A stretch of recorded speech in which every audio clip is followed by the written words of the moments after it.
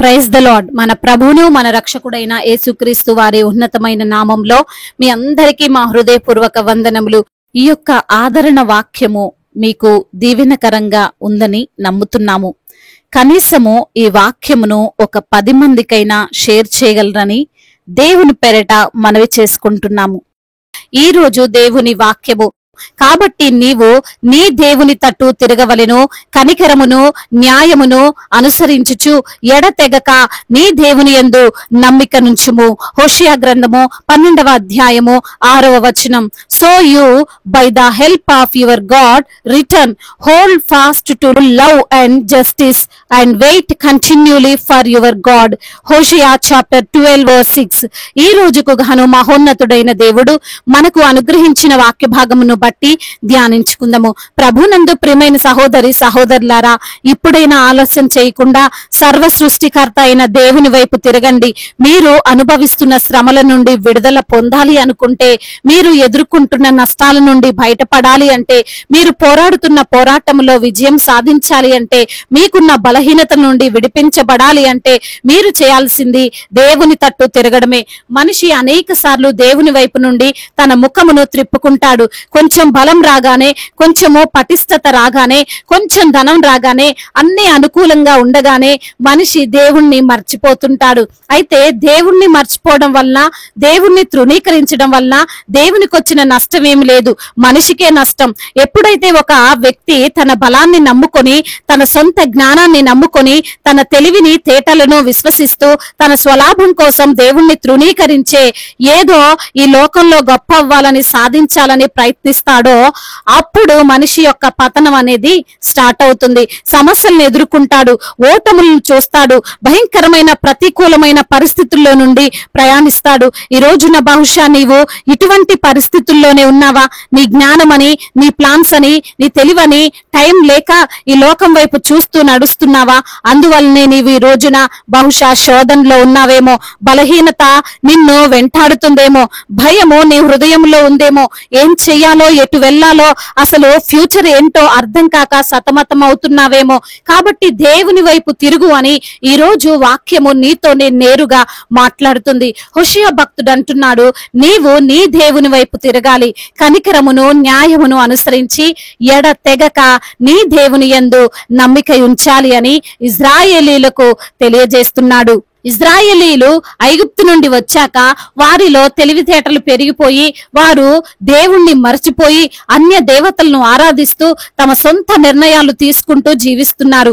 దాని వలన వారి జీవితంలో అనేకమైన ప్రతికూలతలు ఎదుర్కొంటున్నారు. అయినా సరే వారికి ఏమీ అర్థం కావడం లేదు.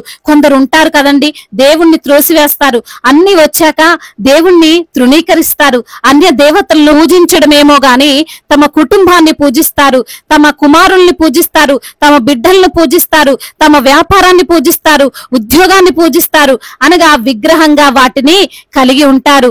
ఆ యొక్క మిస్టేక్ వారి జీవితంలో, వారి కుటుంబంలో, వారి పర్సనల్ లైఫ్ లో ఇబ్బందులను పెడుతుంది అని తెలుస్తున్నా కానీ దేవుని వైపు మాత్రం వారు మరలరు.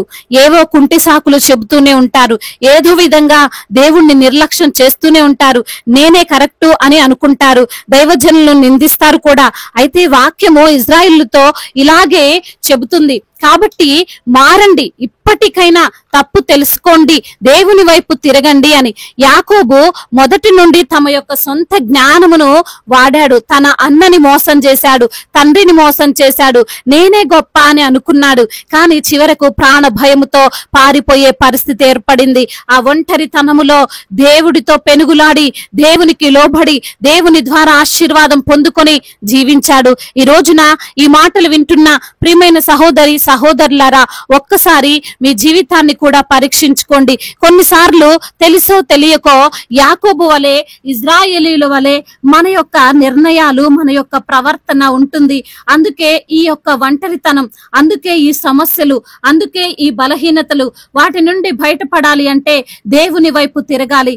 అంత మాత్రమే కాదు, కనికరమును న్యాయమును అనుసరించాలి.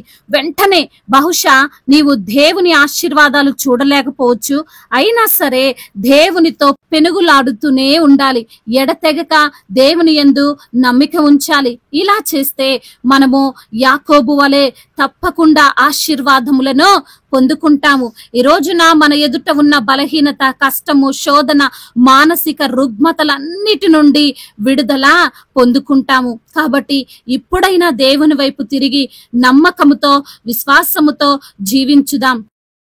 దేవుడు ఈ మాటలను దీవించి మన హృదయములో ఫలింప చేయునుగాక.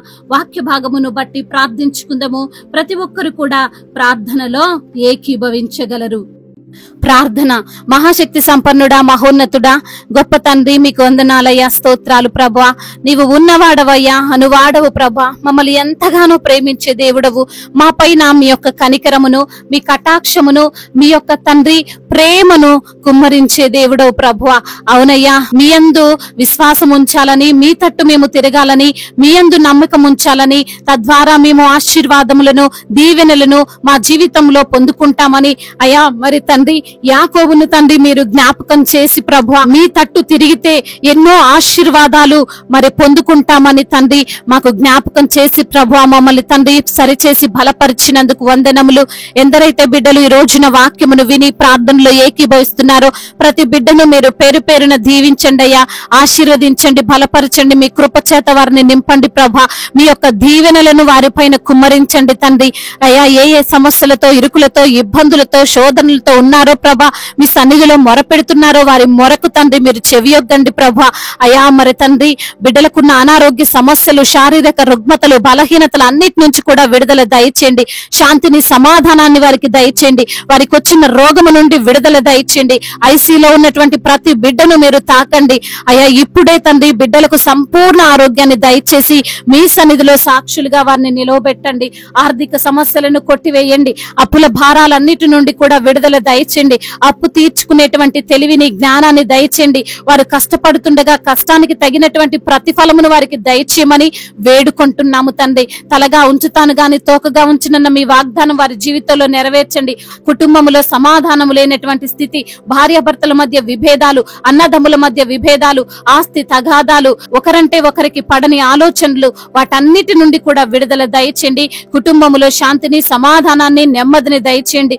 చిన్న బిడ్డలను కాచి కాపాడండి. యవన బిడ్డలందరికీ మీరు తోడుగా ఉండండి. యవన వయసులో మీ కాడిని మోసే కృపను దయచేయండి ప్రభువా. అవును దేవా, యవన వయసులో తండ్రి చెడు ఆలోచనలకు వారు అట్రాక్ట్ కాకుండా, చెడు స్నేహాలకు వారు తండ్రి వెళ్లకుండా అయ్యా మీ యందు భయభక్తులు కలిగినటువంటి జీవితాన్ని వారికి మీరు దయచేయండి. ఉద్యోగము లేక బాధపడుతున్న బిడ్డలకు మంచి ఉద్యోగాన్ని దయచేయండి తండ్రి. గర్భఫలము లేక బాధపడుతున్న బిడ్డలకు గర్భఫలాన్ని దయచేయండి అయ్యా.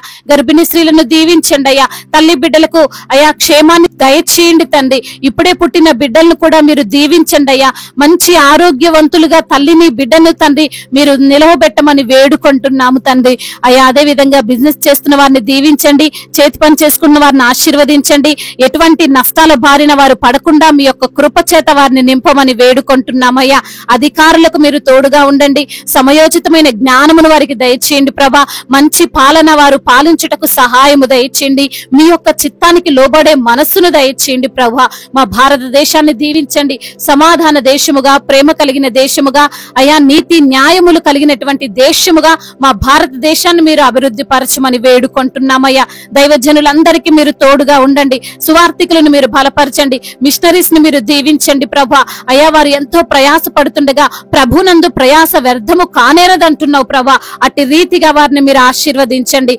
విదేశాల్లో ఉంటున్న ప్రతి బిడ్డకు మీరు తోడై ఉండండి. ఒంటరిగా ఉంటుండగా ప్రభాని మీ సన్నిధిని వారితో ఉంచండి ప్రభా. వారు ఎంతో కష్టపడుతుండగా, ప్రయాస పడుతుండగా, దుఃఖపడుతుండగా ప్రభా వారి దుఃఖమును నాట్యముగా మార్చమని వేడుకుంటున్నాము తండ్రి. అయ్యా ఎందరైతే బిడ్డలు ఈ రోజున ప్రయాణాల్లో ఉన్నారో వారి ప్రయాణం అంతటిని సుఖముగా, క్షేమముగా ఉండునట్లుగా కృప చూపించండి. రక్షణ లేని ప్రతి బిడ్డకు రక్షణ దయచేయండి. మారు మనసు లేని ప్రతి బిడ్డకు మారు మనసును దయచేయండి ప్రభా. అదే విధంగా నా తండ్రి ఇంకా బాప్తిసం తీసుకొని బిడ్డల హృదయాలను మీరు ప్రేరేపించండి తండ్రి. అనాథలను, అభాగ్యులను ఆదుకునే దేవుడవు దేవుడవు, విధవరాల పక్షముగా న్యాయము తీర్చే దేవుడు. ప్రతి ఒక్కరికి మీరు తోడుగా ఉండండి నా ప్రభ.